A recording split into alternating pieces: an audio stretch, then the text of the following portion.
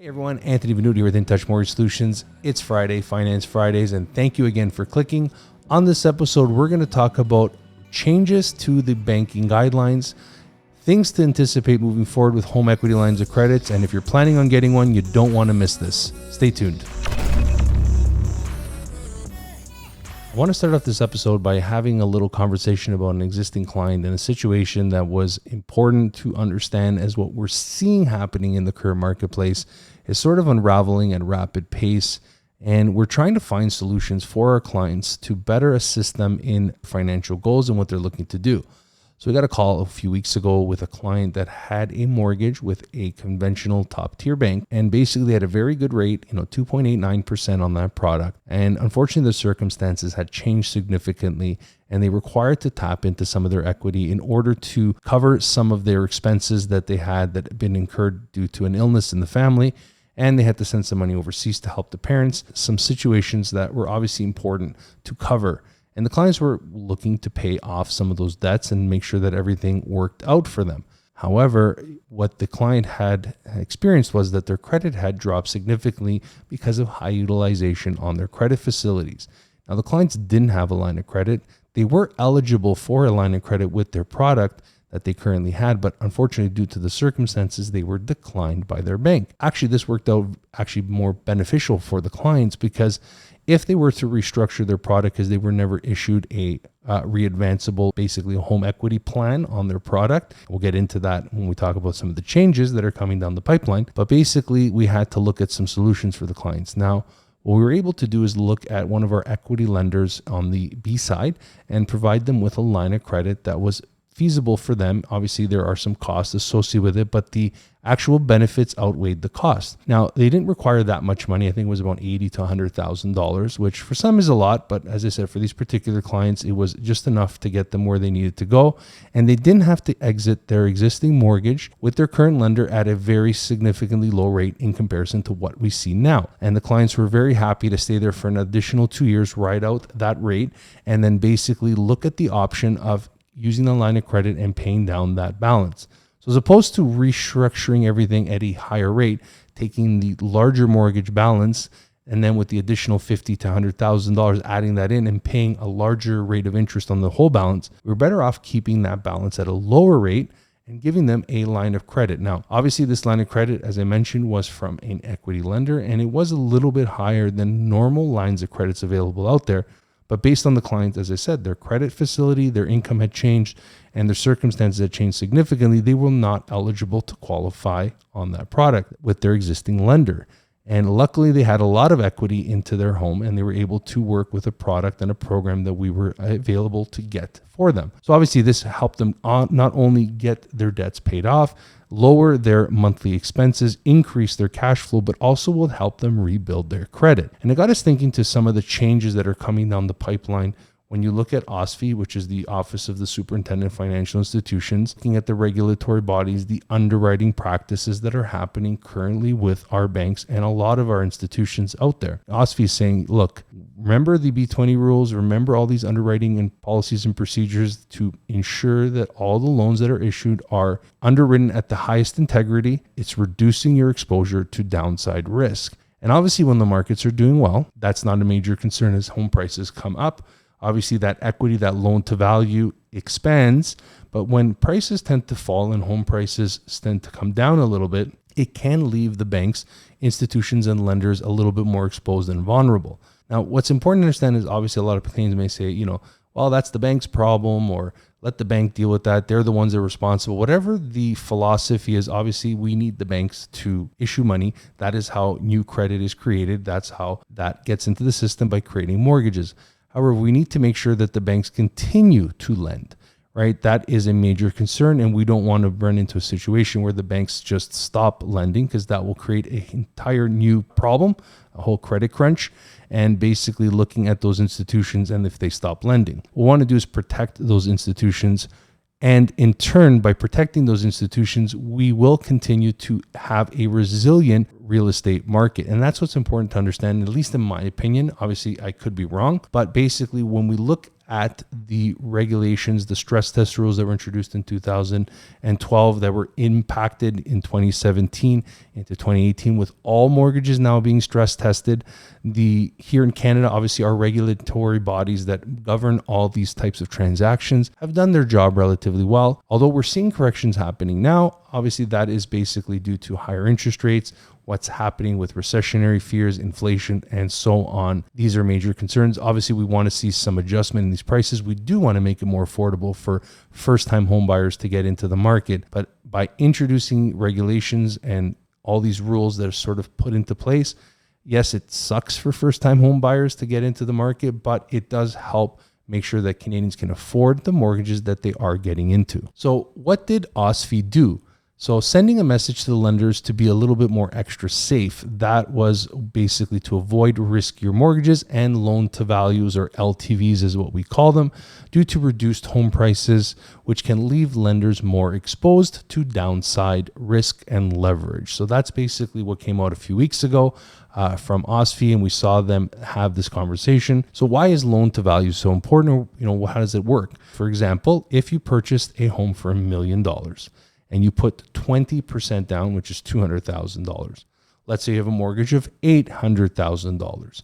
Basically, that is a 80% loan to value, which means you've put down 20%, the bank is financing the other 80%. So what happens is the LTVs of your mortgage would be around 80%. If you paid off more of the principal and the home prices continue to rise, the loan to value would fall. So basically, let's say the home value went up.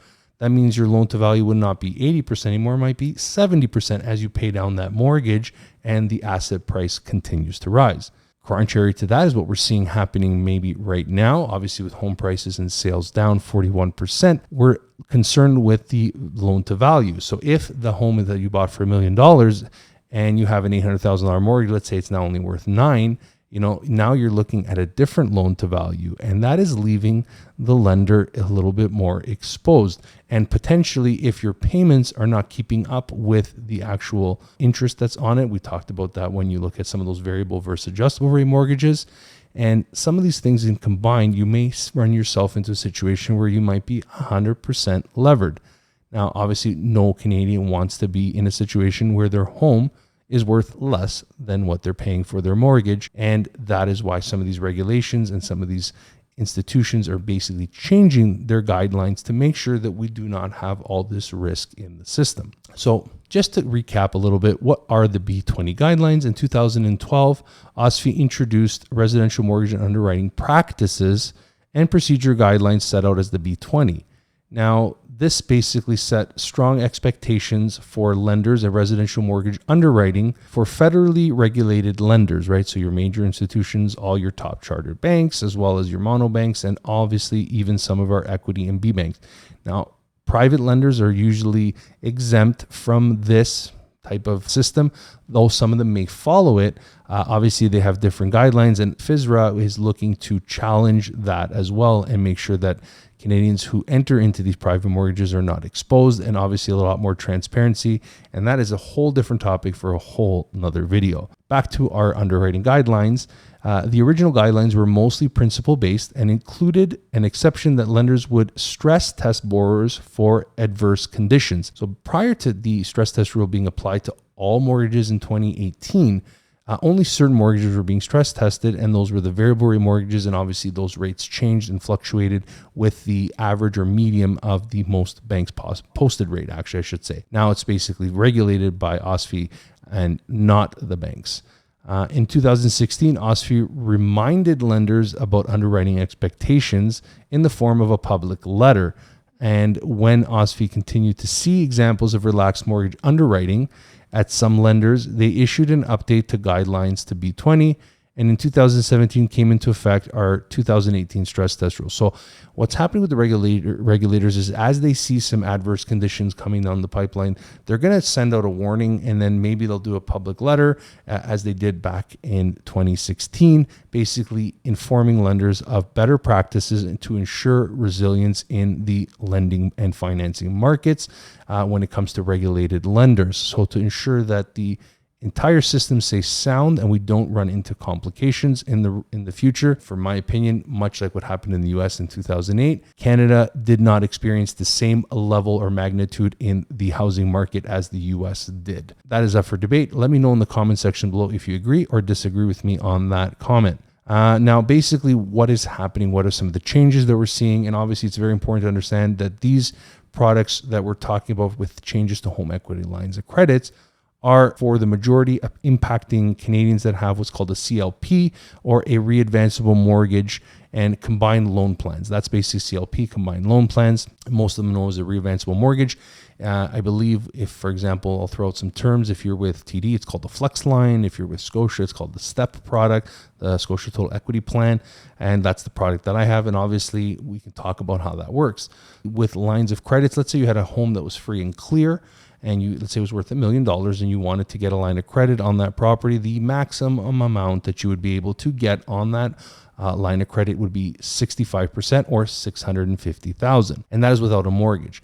But generally, what's happening with the re-advanceable or combined loan programs is if there is a mortgage component attached to that, you're able to go up to 80% loan to value, which means you can go up to $800,000 and combine it with a line of credit. So if you wanted to have, let's say, $500,000 mortgage and let's say $100,000 line of credit, as long as it does not exceed 80% combined, you were okay. And this is sort of where the changes are coming in right now with these combined loan programs, where if your loan to value is at, let's say, 80%, and as you pay down that mortgage, and as we talked about, as the loan to value goes up with home prices increasing, you're able to tap into that equity or that difference. And some of these products are re-advanceable in the sense that you just walk into your institution, you walk into your branch, say, hey, look, I have the STEP product, for example. My mortgage is X. I'm registered at Y. I want to access that difference. And some of them will see that on their mortgage statements.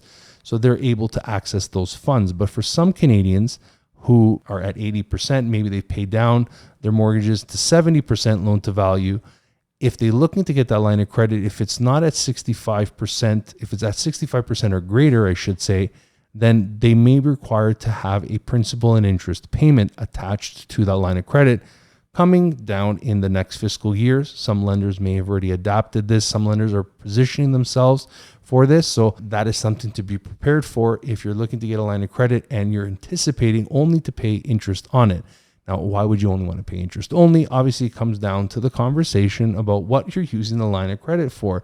And this is a very important conversation that we're having with our clients out there to say, look, if you're planning to use that line of credit for something that you're going to keep that balance on that line of credit for an extended period of time, then it doesn't make sense to keep on line of credit. You may want to look at adding it to your mortgage, as that will generally be a lower rate of interest, even on a variable, because basically the line of credits, all home equity lines of credits, except for a few of them on the B side, are all based on adjustable and variable rate mortgages, meaning your prime rate plus, not minus, right? So, or at prime, depending on the size of that line of credit. So obviously this is a major concern. It shouldn't impact many Canadians, but obviously Canadians who are looking to go out there and get a line of credit.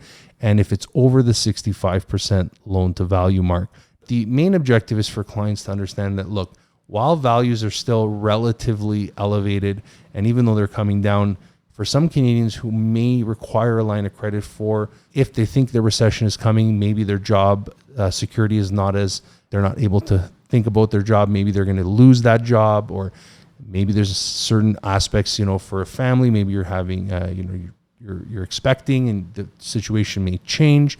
Obviously, understanding your finances situation is important, right? To understand where you're going to go with this line of credit. Obviously, we don't want our clients to go out there and buy vehicles, put all that money, go to the casino and put it on red. You want to basically make sure that you're using a line of credit effectively and for the right reasons. If so, it will basically help you. If you don't use it the right way and you're just basically subsidizing your entire lifestyle in order to keep up with the Joneses, you're going to find yourself in a very precarious situation relatively soon. The whole idea, as I said, with what we talked about last week in our video, talking about potential recessions, is the government and the Bank of Canada want Canadians to stop using their homes as ATM machines. Obviously, anything that is above the 65% needs to be a clear date on when it will be repaid. So that's sort of what we're talking about when they're looking at attaching these payments. For Canadians who have, let's say, a line of credit already at 65% and they're paying the interest only, hey, they're coming out saying, listen, you can do all you want right now with that line of credit. If you want to pay interest only till the cows come home, go ahead and do that. But if you're over the 65%, between that 65 and 80%, that's where they're going to want to have sort of a term, an amortization, a payment that requires you to pay interest and principal, not just interest only.